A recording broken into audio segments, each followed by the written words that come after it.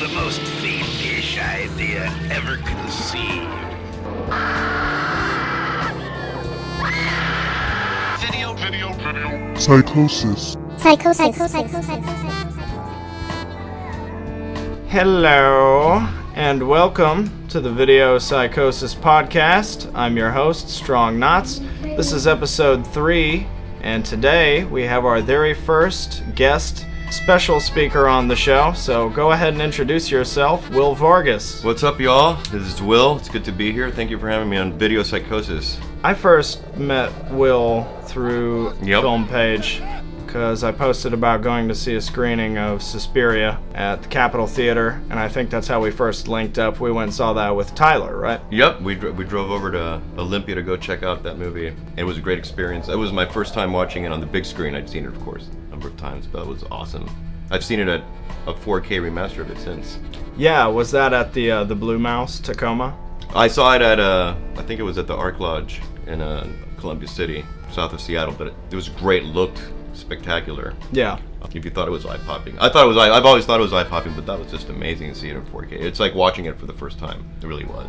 Yeah, that would be really cool to see that remastered. It was interesting, that print that we saw at the Capitol, that 35mm print, I think that might be one they played in Atlanta at the Plaza several years ago, maybe about a decade ago, because I remember they played Suspiria at the Plaza, and people complained about how that opening murder sequence was slightly cut, where she goes through the ceiling. Right.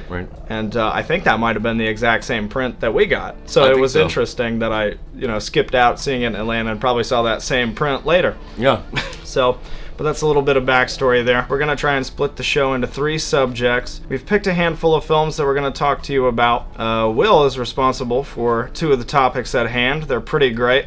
We're going to go into number 1 right now and talk about the films of Tobe Hooper, specifically a couple of his films from the 90s. Spontaneous Combustion from 1990 and The Mangler from 1995. 2 underrated films in a filmography full of movies full of underrated. Oh yeah, full of underrated films, or at least films that don't get the credit they deserve. We're going to start here with Spontaneous Combustion, a film he did in 1990 with Brad Dourif as the lead. It's got, I'm pretty sure, Frank Whaley is Frank Whaley plays Brad Dourif's dad. That's how weird is that? Yeah, Frank Whaley. But the film uses the sort of backdrop of, they're doing the bomb testing. Yep.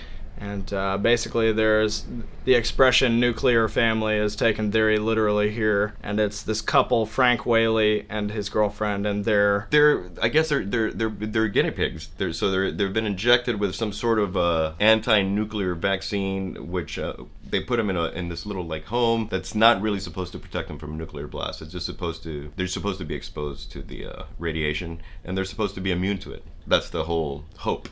Yeah. And obviously it goes awry. Yeah. Completely awry. Yeah. In classic Hooper fashion. And so they end up having, she has a child. They end up spontaneously combusting the couple. I think because of the child. Yeah, and then years later, it cuts to Brad Dourif, and he's all grown up, and he's like a college professor or something. Yep, he's a college professor, theater professor or something. That's right, because we see him doing Shakespeare, and he's so, not into doing Shakespeare. He's just using Shakespeare to hit on this chick. Yep. And he doesn't even know about his parents and the whole nuclear thing, and he comes to find out about it throughout the movie. And one of the main characters, and the person who he does find a lot of the information from of what happened is, I guess she's a Russian scientist who was best friends with his parents. Yeah. And there's a Spielberg connection there. She was the actress playing that is Melinda Dillon. The great Melinda Dillon, who is one of the best things about Close Encounters of the Third Kind. She plays the mom, who has a little baby taken away by the aliens. She's great as this Russian scientist who knows a little more than she's leading on at first,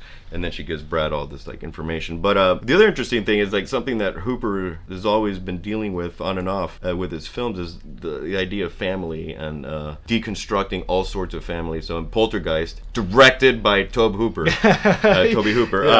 you have a family that's sort of falling apart, and then they're dealing with this ghostly apparition, but it's sort of like a dissection of suburbia. And then you have Spontaneous Combustion.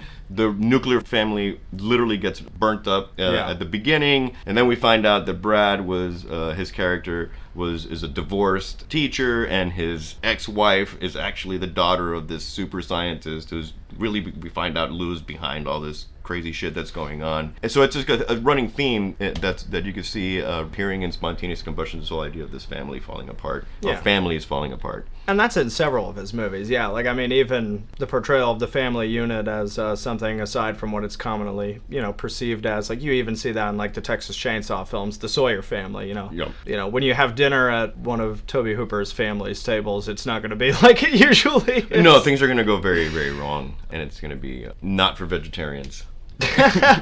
Well, and one interesting thing, I think, I've been reading a little bit about Spontaneous Combustion, and there's some really great stuff out there online that I would recommend people look into. There's some really great reviews of the film that talk about how it's a perfect component of Tobe Hooper's sort of ideology in general, about his, very anti-nuclear energy film, very leftist, and, a lot of his beliefs. And, his first film was like a sort of hippie movie, Eggshells. Yeah. And you can see traces of that and his general sort of beliefs. You see a lot of that in the film. People have pointed out that it's kind of more of a poetic film than he would usually make, and that it takes on this material that could be considered a horror movie, but portrays it in not the traditional horror way. Like, there's not a lot of shock scenes or fright scares in Spontaneous Combustion, but it's not really too over the top. And, I guess for a movie where fire shoots out of random orifices, it's not too over the top. It's not too over the top. It's oozy, but not too over the top. It's like, it's the metaphor movie,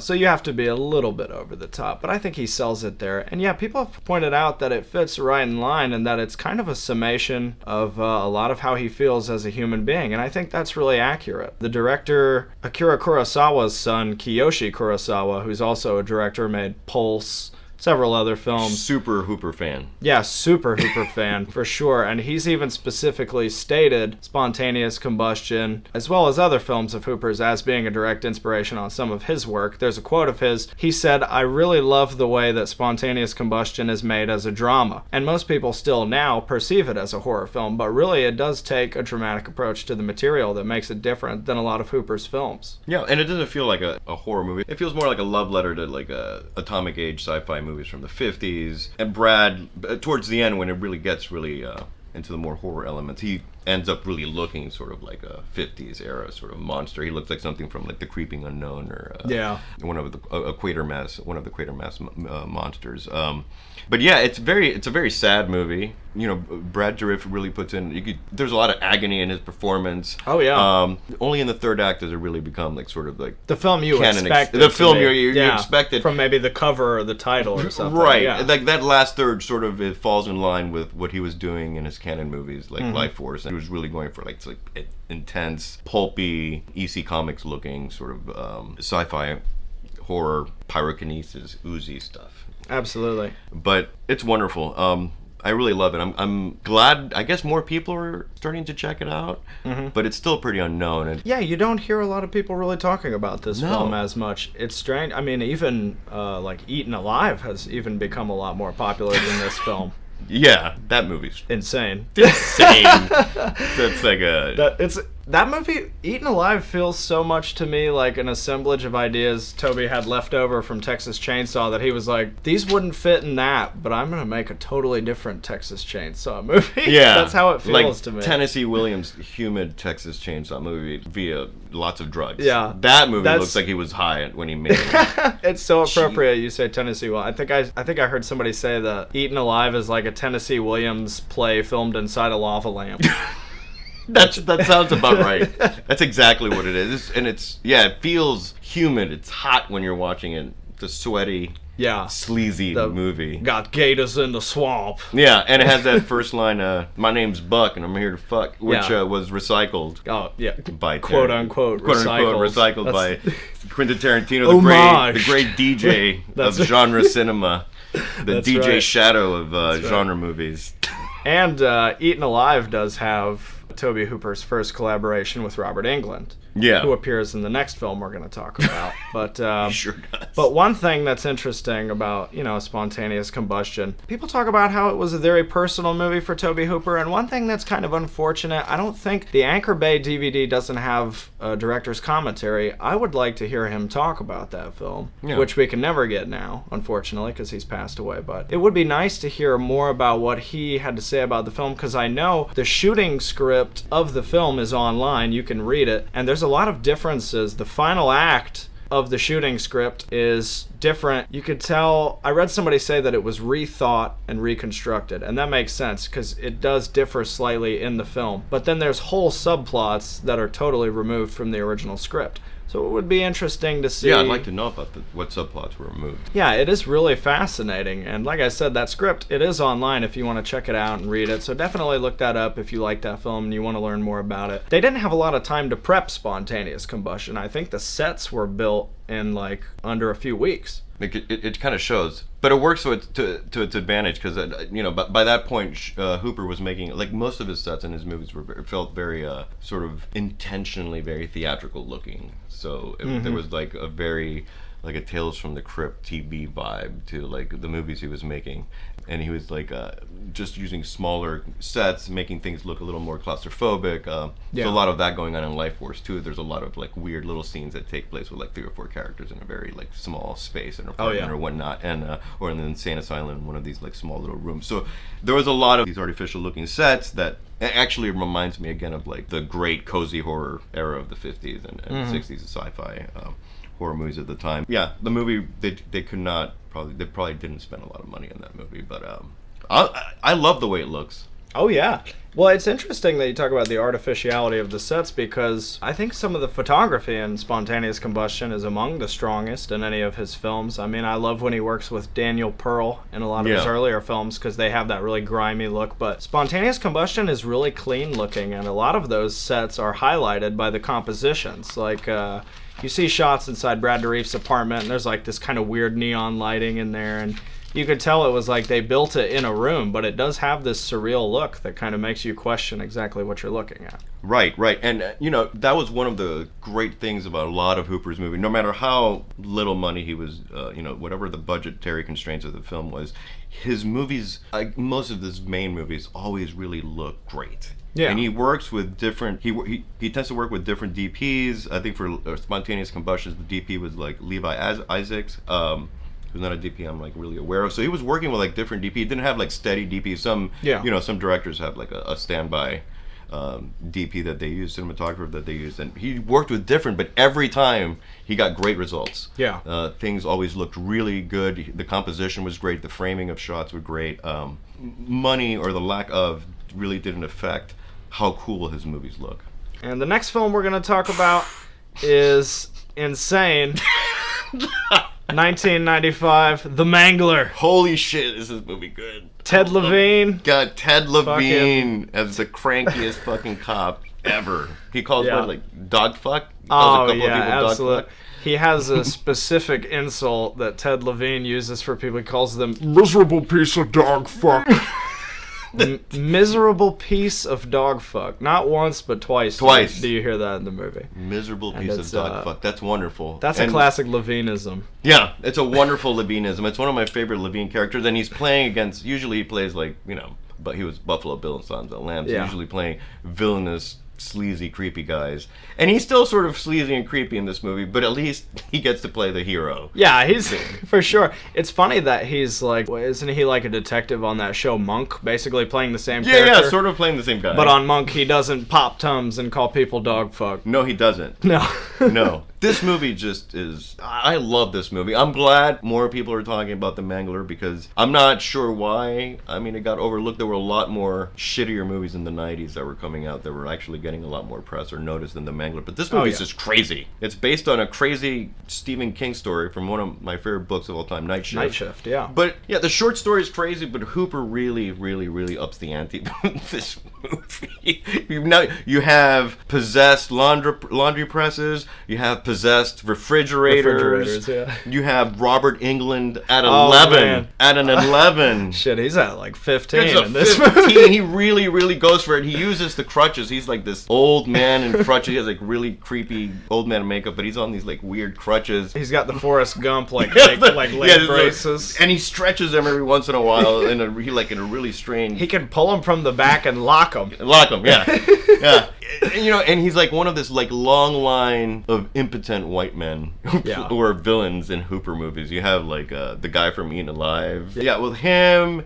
You have, the Sawyer family guys. You have this Robert Englund character, just impotent white guys who are like, I can't do anything, but I'm gonna be evil and sleazy. Yeah, well, I mean, he represents that classic Tobe Hooper like anti-authoritarianism, where he's like Robert Englund's character owns this laundry press, the Blue Ribbon Laundry. Yeah. And he basically has like that classic Upton Sinclair thing going, where he's like pushing these workers and just like he has all these young women in his employ, and you find out that he's like sexually harassing and assaulting them, and he's like, it's kind of weird because he has this foreman that works at the laundry press, and it's kind of like a similar function to how like the plantation owner and the slave master work, because they're both totally corrupt, and yet when the cheese come around, when Ted Levine shows up, the foreman, he plays the nice guy, and he's like, oh, isn't it terrible what happened to these poor women? As soon as he's gone, they're like, get back to work.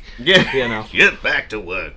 And Robert Englund is great. He's super over the top, and he like really sells the character as truly villainous. Yeah, and the other two characters that are fantastic are Daniel Matmore plays Mark Jackson, who is Ted Levine's, I think, brother-in-law. Are you talking about his like friend, the New Age guy? Yeah, the New Age guy. Okay. And he's like, he's into like the occult, and he and Ted Levine become this like mini Scooby gang. That is just wonderful. That guy is a great character. And then Jeremy Crutchley plays two characters that are awesome. He plays JJJ Pictureman. The Picture Man. Yeah, the Picture Man. He comes out like he's straight out of a 40s movie. So listen here, see, let me take a picture. He has an old vintage camera. He's like at first you think he's like the Jude Law Road to Perdition guy. That's right. But he turns out to be Ted Levine's friend, which is like... Yeah. They have a creepy relationship. They have a weird relationship, and he's also in like the same type of makeup that old man makeup that Robert Englund. Yeah, and he also plays the same guy who plays the Picture Man plays the mortician, who has one scene with Ted Levine, and it's just another great scene, that this little interaction that they have together, a little tiny relationship that they show in the film. And he's great. Those characters are wonderful, and they add to. I didn't even notice that he played both of those roles. That's yeah, really that was interesting. so much. That must have been fun. I almost thought for a second that was Robert Englund as the Picture Man. Right. For a second. Just because of that makeup. Yeah, because of the makeup. How similar it looks, yeah. And then it's super gory. Oh yeah, there's two cuts of it out there actually. When it came out on VHS, when New Line released it in the 90s, there was an R-rated cut and an unrated cut on VHS, which I didn't know, because this is like kind of before the advent of like the early 2000s, the DVD thing, where you would see it in the theater, and then when it came out on DVD with footage you didn't see in theaters, Yep. And so the Mangler was interesting that they released an R-rated and an unrated cut. Shout Factory just released the Blu-ray last year that was remastered from the original uncut negative. Yeah, and the look of it, the practical effects are great, and the movie's look is fucking wonderful. It's the one photography of the is best. great. The photography on that movie is incredible. It's one of the best looking Hooper movies, and that's saying a lot if you've seen his movies. But the sets, like where his brother, like his best friend Mark lives, he lives sort of in this like swampy, sort of mythical fantasyland looking area full of fog and like dream catchers and like little like he's got all the stuff hanging from the trees. Trees. He sort of lives in this like weird. And he has his ancient books, and that's like it feels like you're in a different movie when you're in those scenes. Except Ted Levine's like flailing around drunk and like. He's not even drunk. He's all tummed out from. That's right. He's tummed out. Eating antacids. Antacids play a very crucial role in this movie. That's right. how crazy this movie is. Transference. Tom's transference. Tom's transference. That sounds occurs. like a great like post-punk band. Tom's transference. Tom's transference. But yeah, no, it really is insane. And this movie, it doesn't really have much of a rep. I mean, I read there was an interview from ComingSoon.net, this website. They talked to Tobe Hooper and they asked him. They said, "What movie do you feel out of your body of work isn't getting as much love as it should be?" And immediately he shot back, "The Mangler. It's got a killer laundry press in it, for Christ's sake." Yeah, it should be beloved by genre fans everywhere. You know, his only subtle movie, if there is any subtlety to his pictures, is the first Texas Chainsaw Massacre. But obviously, he really wanted to embrace the absurd, and he wanted to embrace excess and the surreal. And The Mangler is a celebration. It's a celebration of excess and the absurd. Every scene, you're just like, holy shit, this is so over the top. Oh, yeah. I like how you pointed out the photography in it because, I mean, the opening shot of the movie alone tells you you're not in for some generic B movie. Like, it starts off in the Blue Ribbon Laundry, and there's a minute-long tracking shot that kind of tracks through the factory down past this giant laundry machine, and it goes through, and you see the workers, and it's almost like something out of, like, a 20s movie or something, you know. And, yeah, just this really elaborate like tracking shot is the first minute one take scene of this movie. So right away you know that it's going to be pretty visually accomplished. There's a scene where Robert Englund is putting the moves on one of the girls who works in the laundry, and the camera is stationed below them and it kind of circles around as he like, you know, circles her like a vulture. The camera follows him around and there is a lot of really expressive photography in this movie. It's wonderful. I think the DP is Amnon Solomon. I think that's his name. I haven't heard of him either before this movie, but he does a great job. But like I said, I don't think it doesn't matter who Hoop's working with. If he has the ability, I mean, the shots in these movies are just they just look glorious. All his movies from TCM, well, some of his later stuff maybe not.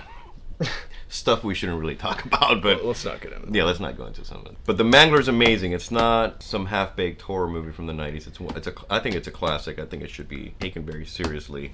Not seriously, but it's taken as seriously as possible. As you could take one of his excessively weird, absurd movies. But I mean, I love it. I think it's a great Hoop movie. Very underrated. Yeah, very underrated. I would actually say after Maximum Overdrive, my favorite short story adaptation from Night Shift.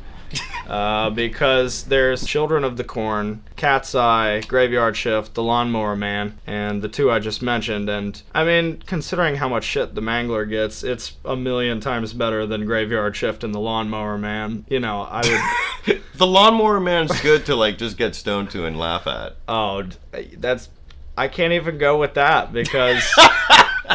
My main takeaway from that movie was the scene where Jeff Fahey is wearing the blue jeans and sticks his ass out at the cast. That was the highlight of the movie. Well, there you go.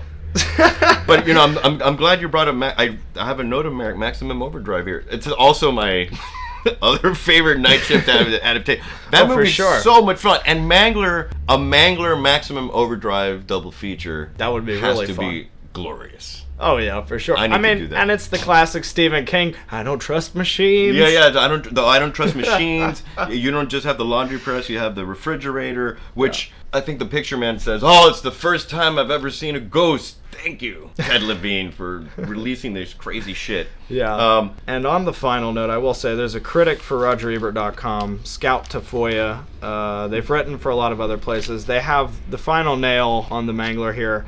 They said, "It's perversely fitting that Tobe Hooper's greatest failure is about the very machinery of capitalism that would imprison him in the world of low-budget productions."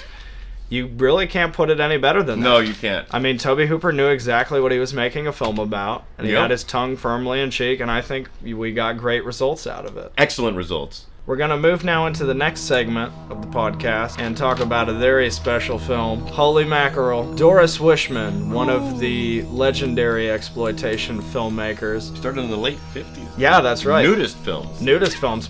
Blaze Star Goes Nudist. Nude on the Moon. Yep. One of the great movie titles, for sure. So, yeah, Doris Wishman, a legend in the field, and tons of films worth checking out. You're probably familiar with the Chesty Morgan films, Deadly Weapons, Double Agent 73. classics. But we're going to talk about, I think, her second to last film here, 1983, A Night to Dismember.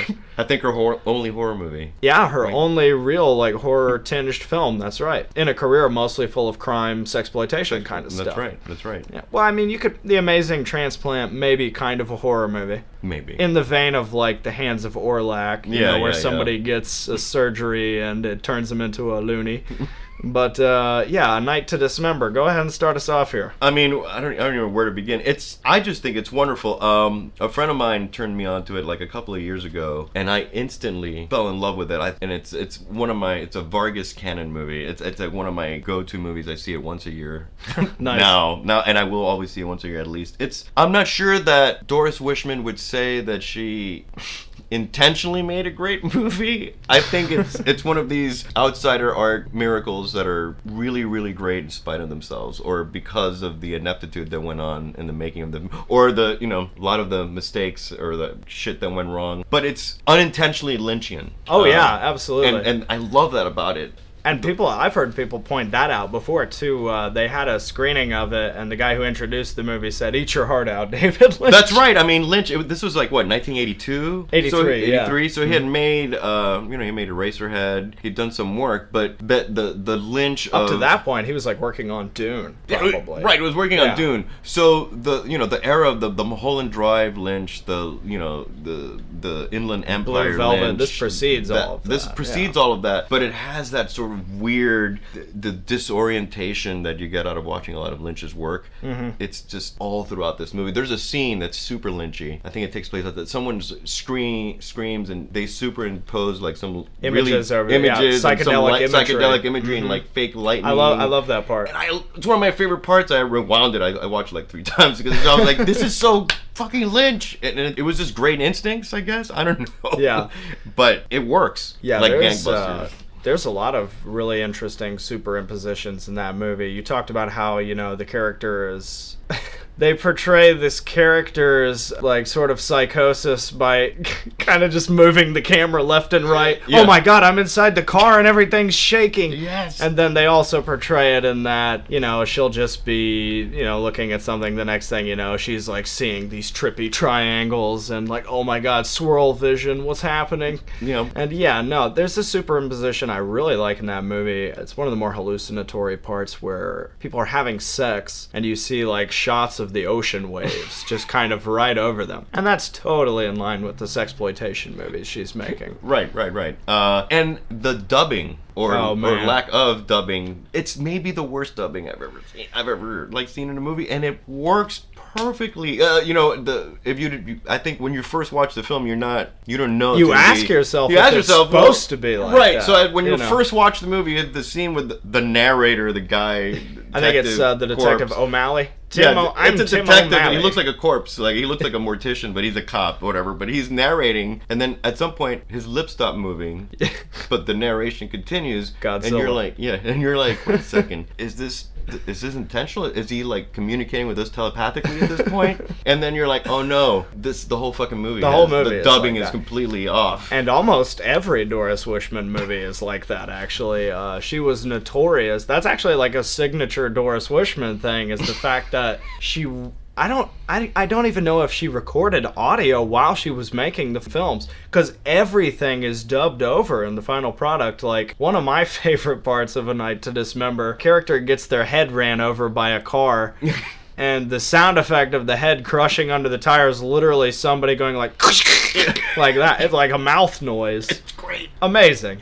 And I think characters are played by different people very casually. Is that true? Or is that just I was so disoriented? I'm always disoriented. Well, the thing is, the plot, quote unquote, is so convoluted. It's hard to follow because it's about a family that supposedly has some sort of death curse on them. There's a lot the Kent family. Yeah. Everybody in the family either ends up killing somebody else or killing somebody within the family, and it turns out that it's this weird soap opera-ish kind of thing where people in the family are turning on one another because, like, oh, I loved your husband before you did, I'm just gonna kill you, and it becomes this weird twisty mystery kind of thing with very, like, I think it's kind of impossible to follow the plot, and I've seen both cuts of the movie. So It's like, you know, it pretty much, we'll talk about, I guess to kind of give you some background, the making of the film is really hard to talk about because Doris Wishman made the movie, filmed the movie, it was finished and everything. They turned it into Movie Lab. And at this time in the early 80s, Movie Lab went out of business and they were a film processing lab. And supposedly, the story on this isn't quite clear, but after Doris Wishman had turned in A Night to Dismember at Movie Lab, supposedly a disgruntled employee who knew that Movie Lab was going out of business ended up burning down the lab the film was at. And some people say that it might have just been a fire. Some people say it might have been an angry employee. But there's an even weirder twist on the story when you find out that the photographer, C. Davis Smith, had a copy of the video master of the original cut of the film that's been considered lost for, what, like 30 years now? Yeah. Everybody believed this movie got burned up, and it turns out that he had a video master just sitting in the house for like 30 years, and they put it online for free. Yep. And you can see the differences in the films, and what makes it even more complicated, there's an actress, Samantha Fox. In the original A Night to Dismember, the supposedly lost version, Vicki Kent is played by Diana Cummings, I think is the actress's name. Now, in the Redux, this version that people are more familiar with, Samantha Fox, a porn actress, plays Vicki Kent. And supposedly, Samantha Fox came to Doris Wishman and gave her $2,000 and said, hey, I heard your movie got burned up. I would really like to play the lead. I want to be a movie star, not just a porn movie star. Here's $2,000. And Doris Wishman said, absolutely, come on, let's do it. Yeah. And so it's strange. There's also the most unrealistic birthing scene, I think, in this movie. Like, there's a childbirth scene that's like, I think it's in the couch or something. It happens. It's really weird. Very unreal. I don't even remember that childbirthing scene. I think there was. There's a scene where a guy gets his heart ripped out, and it's shot in such close up it almost looks like a child. Or maybe.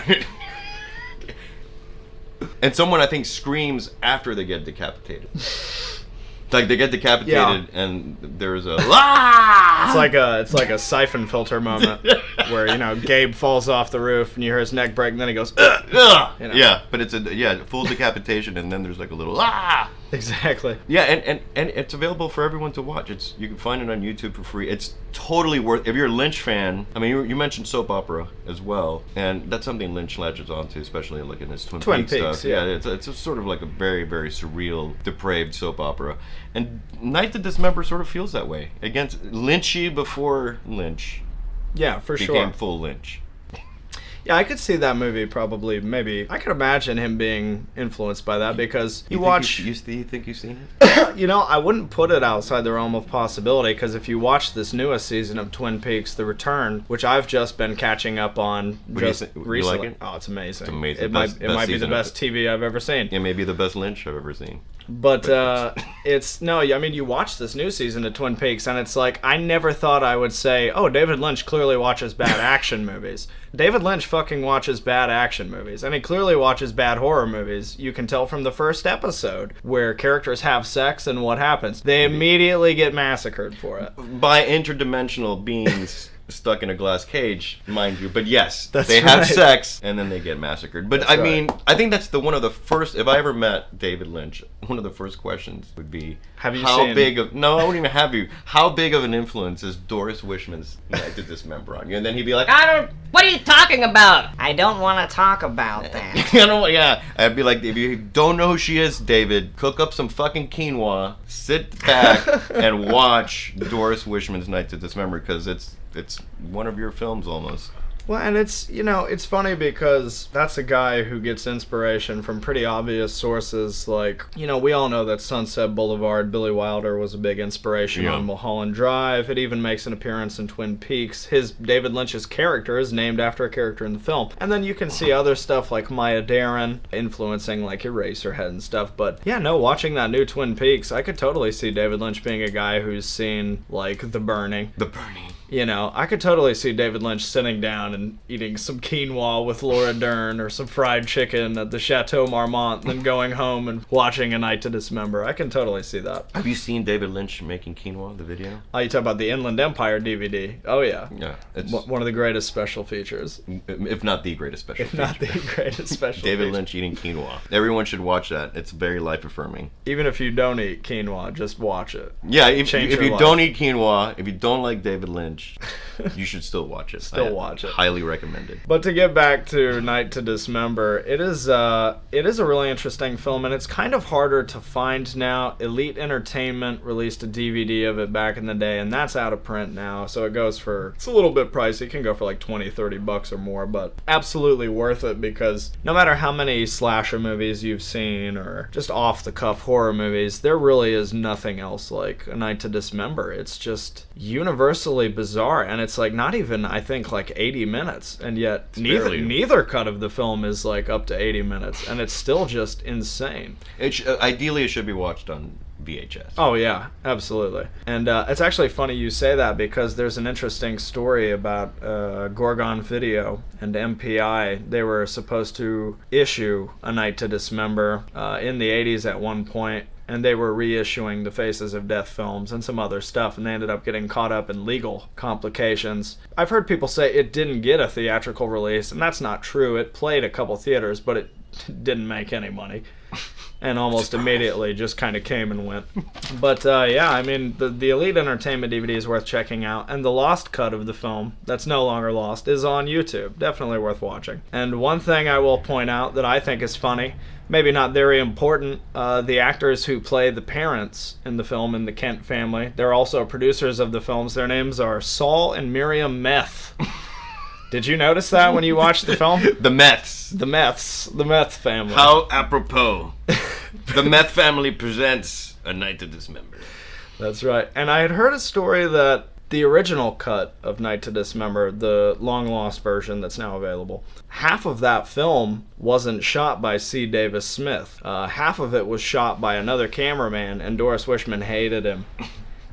Said, get him out of here. And she hit up C. Davis Smith and was like, can you finish this for me, please? And he said, yeah, okay, whatever. And they did the film, and if you get that Elite Entertainment DVD, there's an audio commentary with Doris Wishman and the photographer, C. Davis Smith, and she kind of tears him down throughout the whole commentary. She keeps calling him an idiot.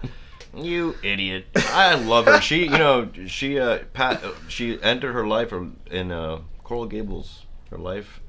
like the last part of her life was in Miami, Florida, Coral Gables, Florida. It's kind of where I grew up. So I really, I'm just happy that part of like the land that I grew up in the history includes Doris Wishman, the great Doris Wishman. Absolutely.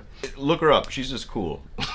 Yeah, she's just a cool sorceress of trash. Oh yeah. Oh, that's the perfect description of her. And I mean, a lot of those films are just jarringly unique. I mean, it's not even just the weird dubbing. And one thing you notice in a lot of Doris Wishman films, because they're dubbed, you don't see many shots of the actor's mouth in close-up. Right. As a matter of fact, you may notice lots of cutaways to feet while people talk. We can't show them talking, hey look, here's somebody's shoes. Yeah. Lots of that in her movies. And once again, Tarantino, recyclage. But, you know, we won't talk about that. Yeah, his passion of that guy feet, clearly is ripping shoes. off Doris. He's ripping off a lot of people. A lot. I love his stuff. But, I enjoy his films. But I mean, yeah, it's at this point, you know, it's always like spot what trashy movie did he rip this off? Who, you know, what B-movie character is his character named after? Right. Even I think it's in Kill Bill. There's a scene. It's like a direct fucking scene from Gone in 60 Seconds where the cop is pulling up to the house and he has all sunglasses on his dashboard. Mm-hmm. That's right out of Gone while in 60 that Seconds. Charlie Feathers song is playing. Yeah. Holy shit. Mm-hmm. Direct. He should have written a check to those folks. Well, I mean, you know, he should have wrote a check to what's his name, Ringo Lamb for Reservoir Dogs, but yeah, it's too late for that now. But regardless, yeah, Night to Dismember, Doris Wishman, strongly worth a look. And if you enjoy that film, feel free to dive more into her filmography because there's a lot of crazy stuff in there. The Amazing Transplant I talked about earlier is a sort of the Hands of Orlok thing where this guy gets a penis transplant, but it turns out the penis came from a rapist. So now he's a rapist. Terrible. It's like a weirder version of Eric Red's... did you see Body Parts? Have you seen Body Parts with Jeff Fahey? Yeah, from the early 90s. Yeah. A classic. Yeah. That's one I saw on VHS, God, probably when I was in like middle school, probably. Because I thought it was the Paul Bartel film at first. I saw it opening night. Oh, really? Body Parts. Oh, that's awesome. He also wrote The Hitcher. Oh, cool. One of the great 80s movies. Great nihilistic horror. Oh, very mean-spirited. We could do 2 hours on fucking The Hitcher, probably. I love mean-spirited horror movies, for sure. I actually think A Night to Dismember kind of fits in there, because it is a very sort of dark look at the family unit. We talked about Tobe Hooper, and this kind of relates to that. Tobe Hooper families are perfectly happy, wonderfully calibrated family compared to Wishman's Night to Dismember, just full of familicide and all sorts of bitter feelings. Absolutely. It's worth watching both cuts of the film because the chronology is a little bit different in both films. Like, there's a scene where there's 2 kids running around in a graveyard and they get killed by one of the Kents. And if you watch the original cut of the film, that doesn't happen until like 40 minutes into the movie. That's right. And that scene, actually, I think it's even later than that, because that scene of 50 minute mark. It might be around the hour mark. Oh yeah, I forgot to tell you about this. The bathtub kill. Yeah. You remember the Kent killed in the bathtub, which happens like within the first 5 minutes of the newer cut.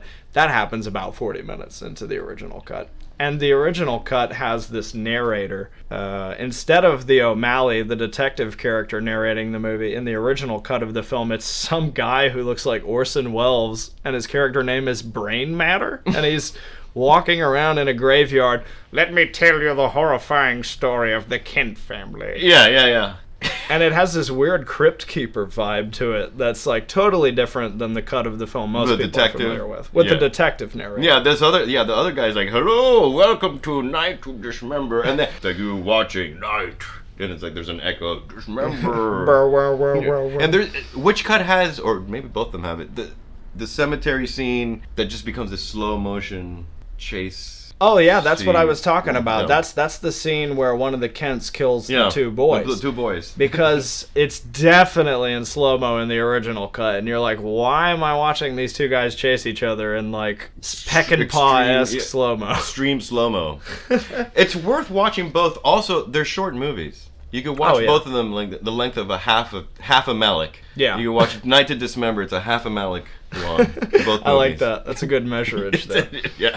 Yeah, no, so definitely, A Night to Dismember, definitely worth checking out. I think, I love what you said about it. You texted me, you said it's like a work of anti-logic. Yeah. I can't really think of a more appropriate way to put that movie. It's a willful anti-logic. Absolutely. It's wonderful. Yeah, A Night to Dismember, strongly recommended. And if you like it, check out some more Doris Wishman films, because she is one of the pioneers of exploitation filmmaking. Yep. Definitely influential. Incredible.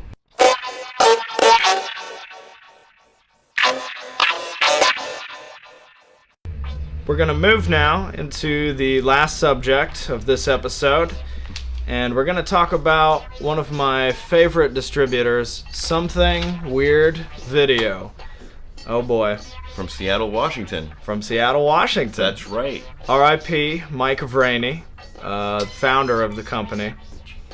He was fantastic and kind of one of those right in line with the 60s showman guys. And, you know, Something Weird has risen, I think, quite a bit in the ranks of the cult film world, because they're constantly putting out obscure films that, you know, even if you read film magazines or a lot of books like Sleazoid Express, they're taking up stuff that, you know, a lot of people haven't even heard of for like the last 50 years. Something Weird is amazing because they put out a wide variety of movies, mostly kind of sexploitation, but then there's also, they do a lot of horror films, and then they have drug scare films.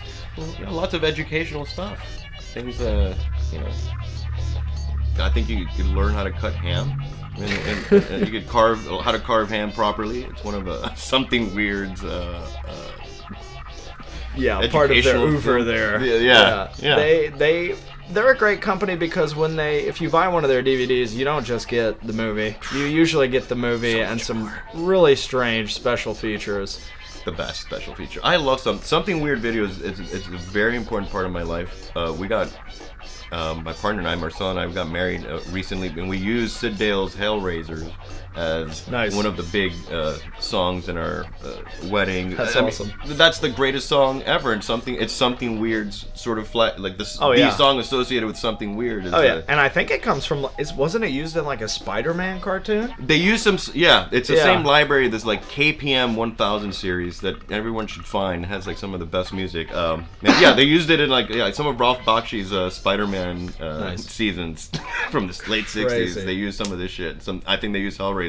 Yeah, that they call it the world famous opener. And it really is. Once you've seen it, you never get it out of your head. You know, Nope. They have this 2-minute video they play at the beginning of all their DVDs where they show you clips of their films, and that Hellraiser song plays, and you get all this just salacious dialogue from these super seedy movies. You showed that to me the first time we went over to your place on that night when we went to see Suspiria. That's we were right. watching something weird videos. It was the extra weird sampler. The extra weird sampler, yeah. The extra weird sampler is great because if you're a fan of like the 42nd Street compilations and just, like Mad Ron's previews from hell, if you're a fan of like trailer compilations, Something Weird specialized in that for a while. They put out the extra weird sampler, which is about like 20 to 30 trailers from their catalog. They also had a series they released on VHS called Afros, Macs, and Zodiacs.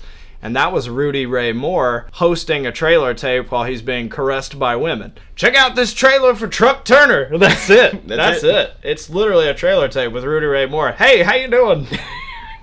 Check this out while I'm caressed. That's right. It's going to be great. You can't go wrong with that. And we're going to talk about some of our favorite films that they've released. I'm going to go ahead and let Will start off here. So go ahead and tell us one of your choices for Something Weird. One of my favorites is Basket Case.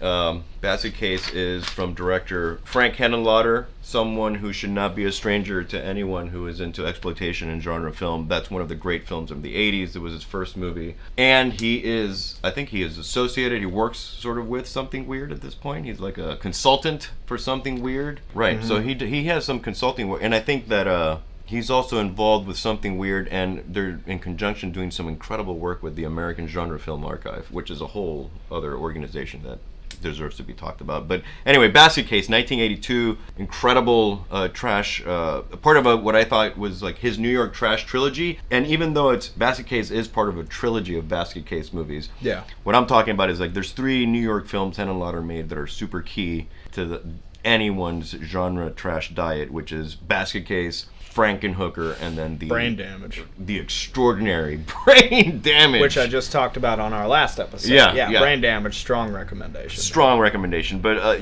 Basket Case was his first pick, and it's an interesting movie. It's it's delightfully sleazy and trashy as you would expect these things to be, but it's also very it has like a very cool lefty liberal sort of community vibe about it. The Dwayne and Belial, the brothers, the human and sort of his Siamese monster creature that's been surgically removed, which is the impetus for the revenge plot that takes place in Basket Case. They move into this sleazebag, the hotel, the hotel. Everyone's sort of like, they're friends. It's sort of like a family. Like he becomes really close with Casey, which is one of the prostitutes that lives at the hotel. And it's not a relationship that you would expect them to meet and then like hang out and they go to the bar and they have drinks and you're like, there's gonna be a sleazy sex scene. Nope. She's like, it was great hanging out with you. I'll see you tomorrow. You think it's like a build into or a meet cute, and it's literally just people being people. Yeah, there's people being people and people hanging out, and there's sort of like a community sleazy vibe to this whole hotel. It's really, really cool. And then everything else about, it's just bonkers. It's one of the great horror movies, for sure. The gore scenes are just off the charts. I first saw that film when I was in middle school, and it left a profound impact on me because it has one of the most joyous uses of stop motion probably ever put in a movie. That scene where Belial destroys the room. That's one of the best just funniest things I've ever seen in a movie. I've never watched that movie with a person who didn't laugh during that scene. Like, it's just so funny watching this little 2-foot mashed potato looking creature just destroy a TV set. I want cheeseburgers. He makes this like horribly hysterical high pitch like and he just fuck this, I wanted more cheeseburgers and that's right. I want to be able to change to channels. And he's just this like goopy looking, very inexpensive looking special effect that is wonderful. It's like a little mountain with arms. Like a little mountain with arms. The first film I'm going to recommend from Something Weird Video is Godmonster of Indian Flats, directed by Frederick Hobbs, who also made Alabama's Ghost, which Something Weird released on VHS. He made a film called Roseland, which is now considered lost. But there's a scene from it on the Godmonster DVD. Godmonster of Indian Flats is nuts because it's supposed to be one of those environmental, social commentary kind of horror films. Instead of taking that route, Godmonster of Indian Flats is not even a horror movie really until like the last third. The first 2/3 of the film are about this like corrupt historian in a small town who refuses to sell his land to this black guy who's trying to buy it from him because he's racist, and it's like he's trying to restore the Civil War image of the town and he wants it to stay like it was during the Civil War. And so you have this really weird storyline. It's like, where is this movie going? You know, this guy wants to buy this property, the other guy won't sell it to him, he's corrupt, he runs the town, and then it turns out there's a scientist who's doing some experiments, and sheep are apparently emitting like this phosphorus gas or something that mutates them. I don't know, you would just have to see it. I don't even think you'd still understand it if you saw it. I don't. But basically one of the sheep gets mutated and all hell breaks loose and it's kind of running around. You just have to see the creature design. It's like Sesame Street on acid. Like if Snuffleupagus mainlined much less of a PBS budget. It's like if Snuffleupagus mainlined some ketamine or something. Like it's so fucking freaky looking. And there's a scene where these little kids are sitting down enjoying lunch or playing with trains, and the monster just kind of shuffles up behind them. And it's a long take of the monster just ambling up toward them, and it takes maybe about 30 seconds. And once it finally gets to them, they all synonymously, "Ah!" And yeah, just a nutsoid movie. Emblematic of that time in American history where a lot of people figured, you know, I got $50, I can make a movie. Yeah, some driving to play it. Yeah, we can definitely, you know, if Dwayne Esper could get so big, we could probably make a few bucks here. And Godmonster of Indian Flats is just a weird atonal horror movie, not even much of a horror movie, and atonal. Just atonal, that's right. So that's strongly recommended if you're a fan of like creature features that aren't strictly creature features. And talking about social commentary, Blood Freak. From 1972, directed by Brant Grintner and Steve Hawkes, the greatest born-again Christian anti-drug wear-turkey movie ever made. Wow, what a wonderful, just a shitty. I guess I recommend it really it's really a comedy. Oh piece. Yeah. Just to have some people over to get some good laughs because I mean it's not much of a film.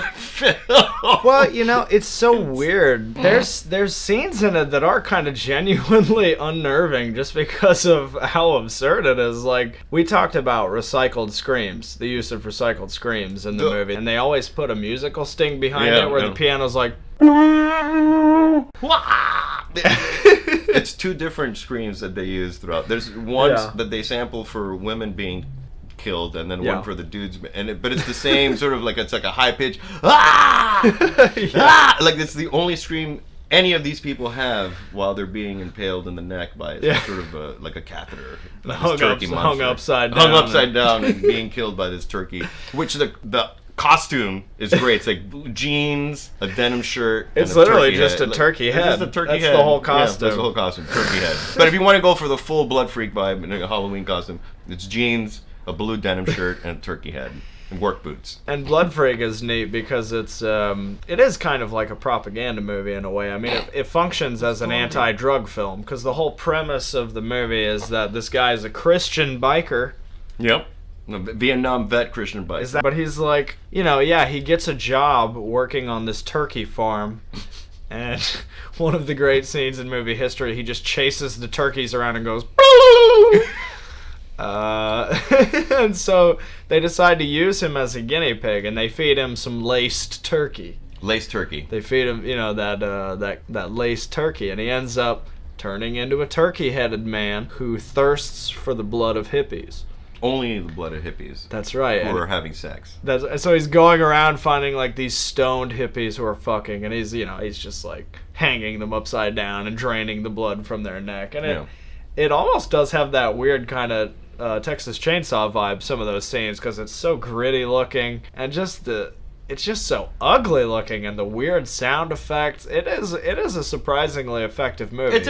Maybe not the way it was meant to be. Certainly not the way it was meant to be. But in a whole different dimension. The whole thing feels like you're watching like a bunch of Christians like do some role play in a church basement like on a Saturday night or something. That's what there's kind of the set and the vibe feel. And before they all get killed and they have sex, there's scenes where they're like hanging out and they're like, who needs God? Who needs Jesus? Let's just smoke weed. And then catheter in the neck. Exactly. Getting, bled out. That's what happens when you refuse the blood. When you refuse the blood of Christ. That's right. We take your blood via were turkey. And then, if the message of the film wasn't subtle enough, because it's as subtle as a nuclear bomb, the movie's message, there's occasionally the director shows up to explain. He's like sitting behind a desk and is like, he's smoking a cigarette. The whole time he's like chain smoking cigarettes. Yeah. He's like, drugs are bad. Man was not made to be doing this shit. You should be living a moral life. Just drag of cigarette. And he keeps coughing. He looks like a porn director. He has like a shirt. The shirt's open like all the way down. His like shirt's open. He has like a nice mustache. Nice brown mustache. Totally brown, like porn mustache, porn stash. He's like, you listen to Jesus. So Blood Freak is our second film. I'm going to talk about a little movie. I think it's from 1967-68 called Mantis in Lace, a.k.a. Lila. I haven't seen this. Oh man, this movie is so good, and it's good to talk about this in relation to Blood Freak and A Night to Dismember, because Mantis in Lace is one of the ultimate psychedelic horror movies. It's about this go-go dancer, not a stripper, who ends up going home with one of her fans. He gets her to take some LSD, but it's not just LSD. Oh. It's mixed with, I think, methadone or dexedrine, one of those two. And so she takes it, they're having sex, she's having a great time. Wow, this is a real trip, man. What a gas. What a gas. And the next thing you know, she starts freaking out. Just like A Night to Dismember with those superimpositions. Very, very similar stuff in Mantis in Lace. And this is about like 10 to 15 years before A Night to Dismember. But yeah, she's having sex with a guy and she starts tripping from the acid. And she stabs this guy in the neck. Oof. And you would think this would be the kind of thing that would teach a person, I'm done with drugs.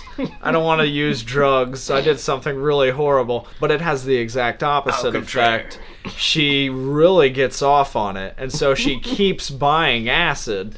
And she keeps luring men back to this empty apartment where she dopes them up, or if they don't take the acid, she takes it, and then she has a good time. And then there's a recurring image she sees. It's this old white guy with like a Lone Ranger eye mask on and a bushel of bananas in one hand and a stack of money in the other hand, and he's coming toward her and pushing the money in her face. And when she sees the guy with the bananas, she freaks out and kills the guy she's fucking.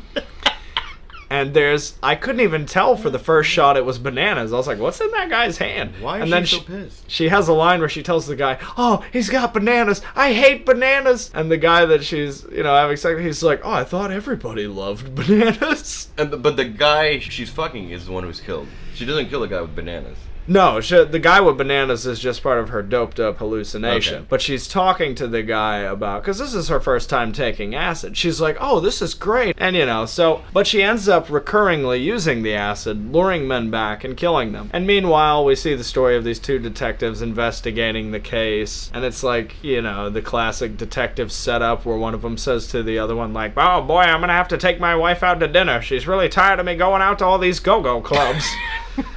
But, Mantis and Lace, really, really hallucinatory. Probably a cool movie to check out if you like films like Psych Out, with Jack Nicholson, the Richard Rush film. Mantis and Lace, Lila, I would strongly recommend. I'm gonna check it out. Let's talk about The Body Shop from 1973, also known as Dr. Gore. Dr. Gore. Dr. Gore, directed and starring J.G. Patterson Jr., who was he was a magician. I think he was a magician. I didn't know that. He was a magician, and he was I guess he was a TV personality, like a horror host. And I think he acts in the film, isn't he? Like the main. He's the main scientist. he's the scientist.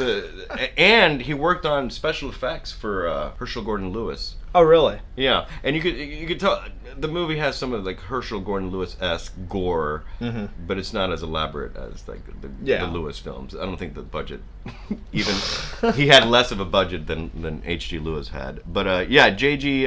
Patterson Jr. definitely doesn't know how to make a movie. Definitely does. You mean you're not supposed to leave the slate in the frame for like 30 seconds? The clapboard's supposed to be out when you. And he just casually leaves it in, like he did for a while. He just had no fucks to give about continuity and things looking like this is a real story you're experiencing. It was just. I loved it. It's so inept, but it's it's a short film. I mean, I think I could see where a lot of people could find this to be a tedious experience sitting through it. Because he doesn't know when to say cut. And it's a blatant, like, Frankenstein rip kind of that story. Mary Shelley should have been getting, paid for checks sent back to her in time to her. It's Frankenstein. It's like Frankenstein, but inept, a little sleazier with no concept of, entertainment. Like, we want to entertain. It doesn't feel like he really cares to entertain anyone except himself. It's a vanity project. And that's interesting you said that, because I heard somebody saying that that's part of the reason there's so many, like, young women in the movies. He was just kind of like, I can make this horror movie and ogle all these chicks. This is a winner for me. Totally a winner for him. I mean, there's a scene where, there's a number of scenes where he's like, oh, hi, I'm like Dr. Gore, and, they get together, and then, there are these, like, beautiful women, and then he takes off his shirt. He's, like, in his shorts. There's, like, a beach scene. You can see he has, like, a giant gut. He's totally out of shape. No human. He's not a sex symbol. He's not a sex symbol. It's not like someone you'd see me. And he has, like, a kind of a wicked, like, southern accent. He has a weird accent. He kind of sounds like this a little bit. Right, with a giant forehead. Anyway, it's Frankenstein, but inept. And, I don't know, the pacing is off the charts. Yeah. Bad. It has a lot of country western interludes. The movie announces right at the beginning. Okay, here's one thing. The music in the movie is fucking weird, because they have this song, Sugar and Spice, and All Things Nice. That's what little girls are made of. It sounds just like My Favorite Things. It's like half the refrain of My Favorite Things. It's mostly My Favorite Things. Yeah.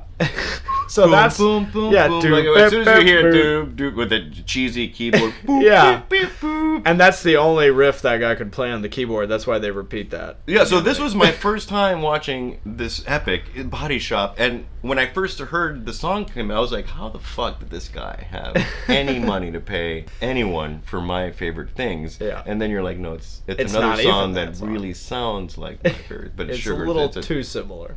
My next film that I want to talk about is 1971, The Zodiac Killer, directed by Tom Hansen. And this movie is interesting. It was released recently on Blu-ray by Something Weird Video in conjunction with the American Genre Film Archive, who we talked about earlier.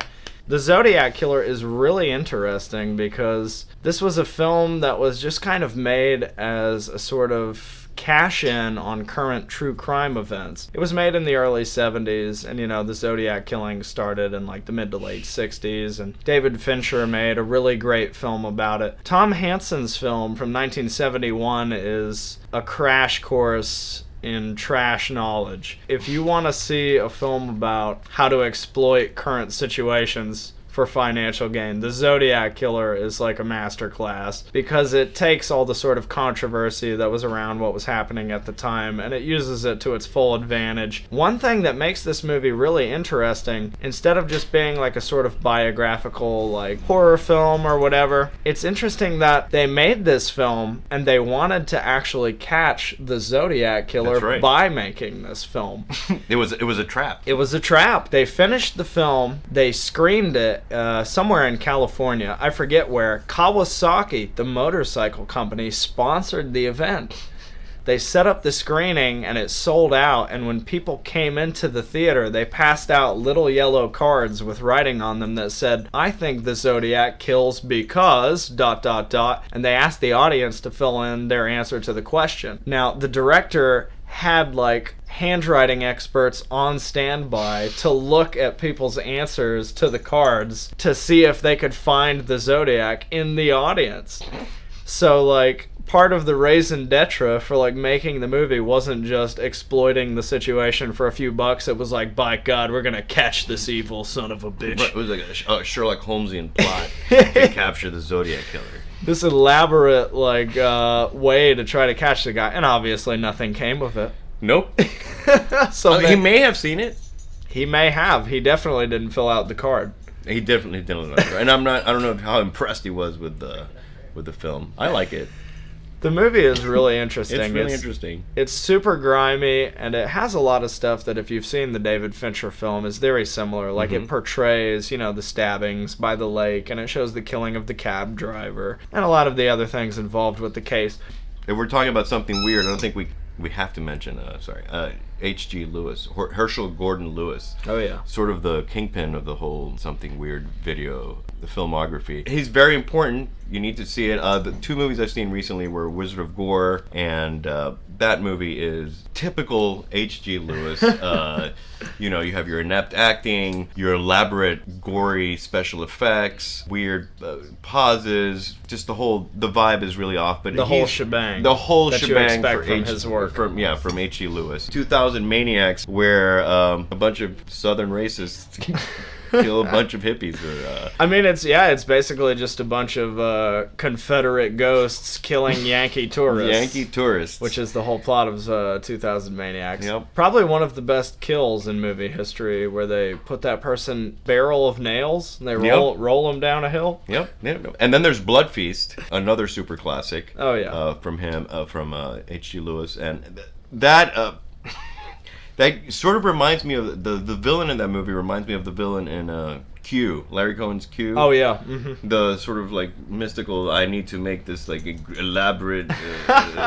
We prepare this for the gods. We must prepare dinner for the gods. But it worked a lot. It was a lot better, Larry Cohen's movie. But H.G. Lewis is very important. I mean, those films, if you look at something like Dr. Gore, clearly inspired by his work. Inspired by H.G. Lewis, but you could see where H.G. Lewis was a lot more in tune with what he was doing than someone like some of the trash directors. And it was just great stuff. It's a lot of fun. It sort of was like my first experience with the whole something weird video. Like we mentioned earlier, I loved watching the VHSs with H.G. Lewis films, and then they would fill it finished, and you just watched a lot of people being disemboweled and eyes being slowly removed from skulls, and then you got like a ham carving short movie. At the end, you're like, oh, like how to carve ham for the holidays, or they always have like really weird and like esoteric special features that they put on there to match the film. Right, and his vibe, the overall vibe of his movies is like low tech DIY sort of ethos. Is sort of like the whole ethos of the something weird. I think he sort of like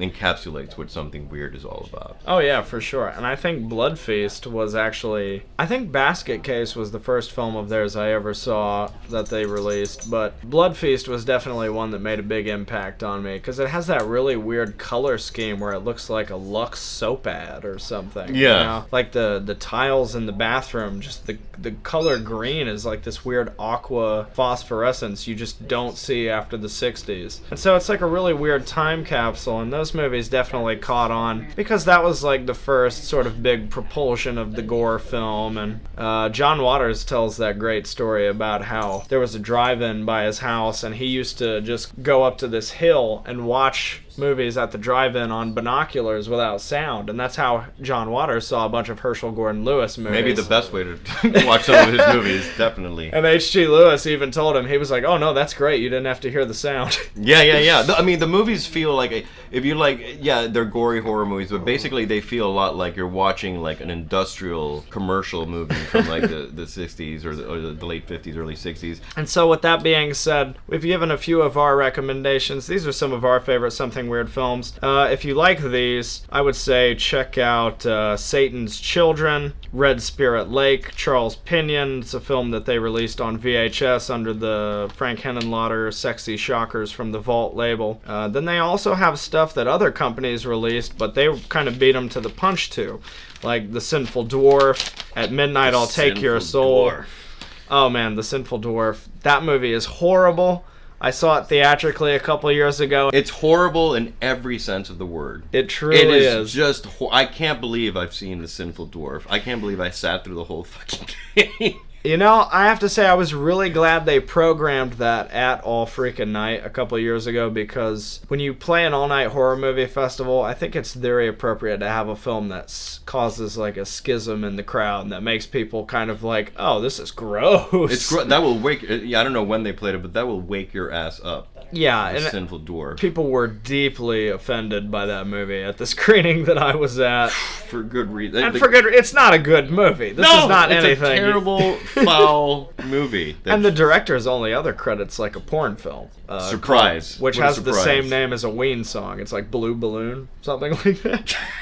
But anyway, so yeah, you know, Something Weird released The Sinful Dwarf on VHS before like Synapse or anybody could get a crack at it on DVD, and they put out Coffin Joe, the first movie, At Midnight I'll Take Your Soul, I Drink Your Blood, A Bucket of Blood, Dick Miller, R.I.P. Yep. Drink Your Blood is a super classic. Oh yeah, I Drink Your Blood, actually, I saw the same night theatrically as The Sinful Dwarf. It was part of the same festival for All Freakin' Night. And if you like all these films, check out maybe like Monsters Crash the Pajama Party, Confessions of a Psycho Cat, which was obviously a big influence on The Cramps. That's a really weird film. It's basically a Most Dangerous Game remake with the famous boxer Jake LaMotta in a small role. Lots of sex in it. And then there's films like She Freak, The Touch of Her Flesh, Echo, The Forbidden, Axe, also known as California Axe Massacre, despite the fact that one person gets killed with a hatchet. Films like Night of the Bloody Apes, Fluctuations, Please Don't Eat My Mother, which is a Little Shop of Horrors knockoff, but with way more sex, because it's a Harry Novak film. Please don't eat my mother. Please don't eat my mom. Take my wife. Please don't eat my mother. And yeah, so you know, this company, definitely worth a look if you're into the obscure. And they've released so much stuff. They're still going strong. Hopefully this podcast, if you're listening to it, I hope that we turn a few people on to some of these weirder movies, because a lot of this stuff is pretty popular now. H.G. Lewis, Frank Henenlotter, they've gained a lot more credit in the last like couple decades, but they have such a wide variety of films. I would really like to see them kind of get more exposure, and I'm glad they're putting out Blu-rays now, and yeah, it's a great company. So I guess that concludes this episode of Video Psychosis. We talked about Something Weird Video, Tobe Hooper, Doris Wishman. I think it's been a pretty fun episode. We're gonna have a new one coming soon in April. But for now, I'm Strong Knotz. And I'm Will, thanks for having me. That's Will Vargas, our very first special guest speaker. So watch The Mangler. Everyone needs to watch The Mangler. Watch The Mangler. If you take away anything from this episode, it's that you need to watch The Mangler. And you can get the uncut Blu-ray now, so why not? It's new! It's great. Alright, we love you all. Thank you for listening. This has been Video Psychosis. To avoid fading release.